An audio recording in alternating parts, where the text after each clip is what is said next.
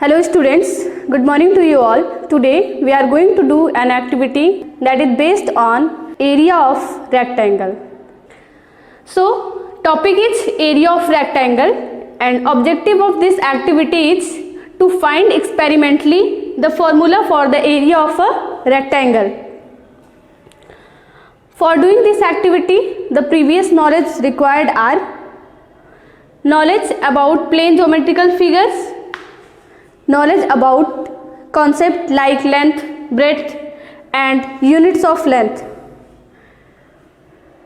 knowledge about the concept of area and units of area. हमें पता होना चाहिए एरिया क्या होता है और उसकी यूनिट क्या होती है. So students, for doing this activity, materials required are white A4 sheet and 2 boxes of matchsticks. So students, let us start how we will do this activity. At first you take 18 matchsticks and arrange them on the white sheet of paper forming a rectangle, say PQRS, whose length contains 5 matchsticks and breadth contains 4 matchsticks. So students, let us arrange it. Length 5 होगी और breadth 4 होगा. 1 2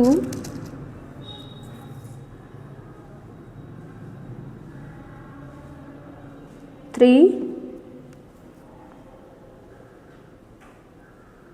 4 and 5.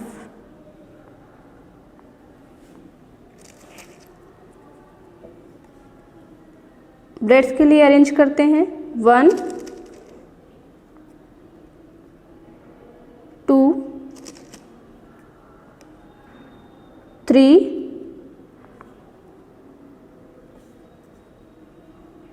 and 4.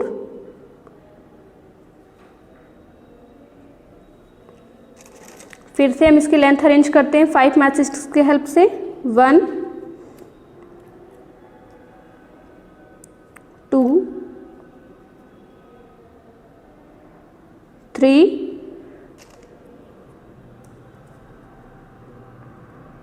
4 and 5. Breadth arrange कर दीजिए 1 2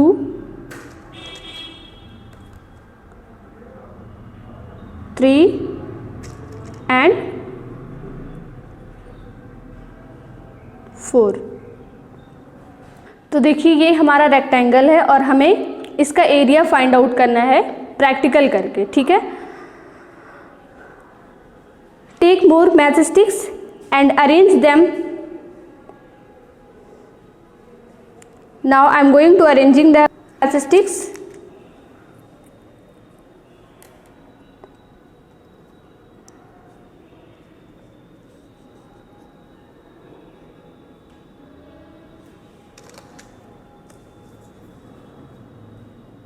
Like a square box.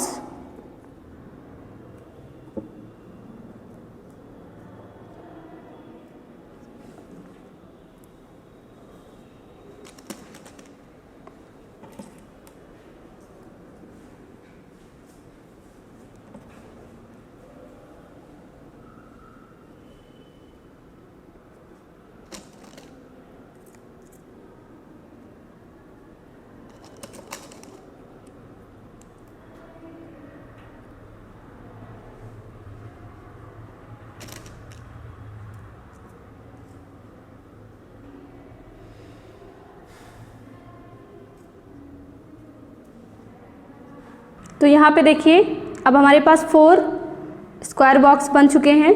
ऐसे ही हम आगे arrange कर लेंगे.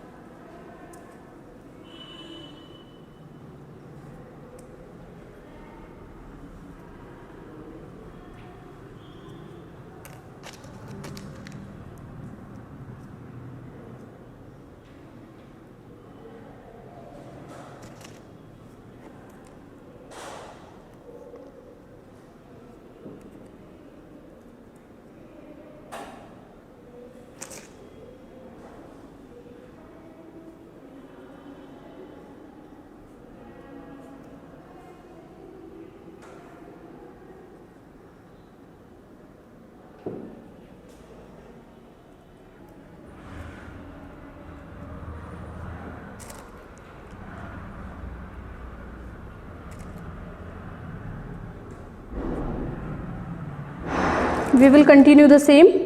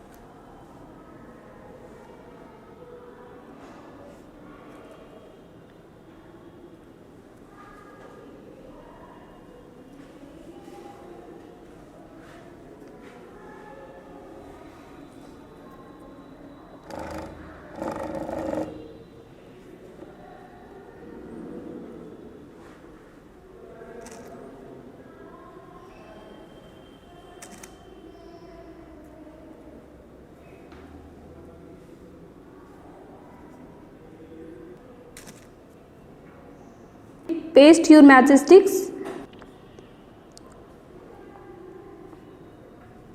तो देखिए यहाँ पे जो रेक्टेंगल था उसको यूनिट स्क्वायर्स में डिवाइड कर दिया है, ठीक है। तो हम इसका एरिया कैसे फाइंड आउट कर सकते हैं?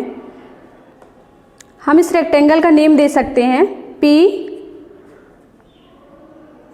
Q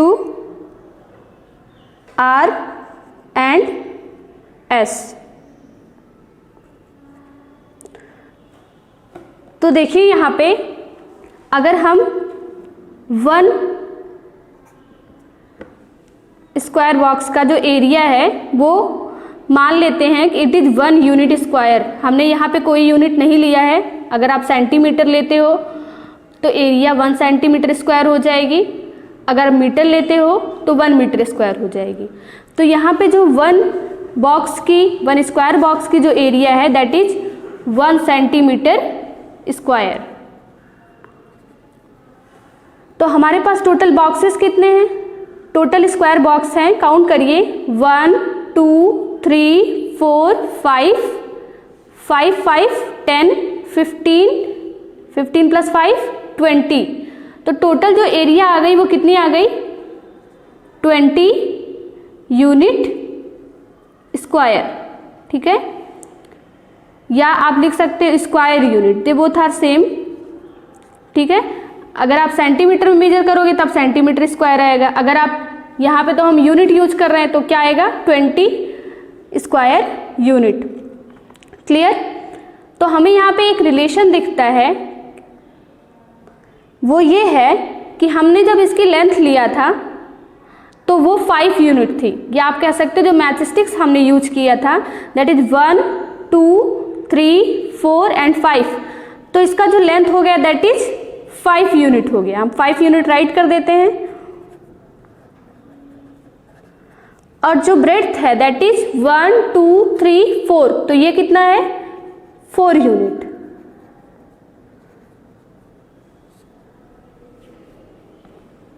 अब हमें एक रिलेशन मिल गया कि अगर हम एरिया फाइंड आउट करना चाहते हैं तो हमें ऐसे हमेशा स्क्वायर बॉक्सेस में डिवाइड करके एरिया फाइंड आउट करने की कोई ज़रूरत नहीं है। हम डायरेक्ट फाइंड आउट कर सकते हैं। वो कैसे? अगर हम 5 यूनिट को 4 यूनिट से मल्टीप्लाई कर दें तब भी कितना आ जाएगा? 5 4 जा 20 आ जाएगा, ठीक है। तो यहीं से ये कॉन्सेप्ट डराइव हुआ है that is area of rectangle equal to length multiply breadth. अगर आप लेंथ और ब्रेड्थ को मल्टीप्लाई कर दोगे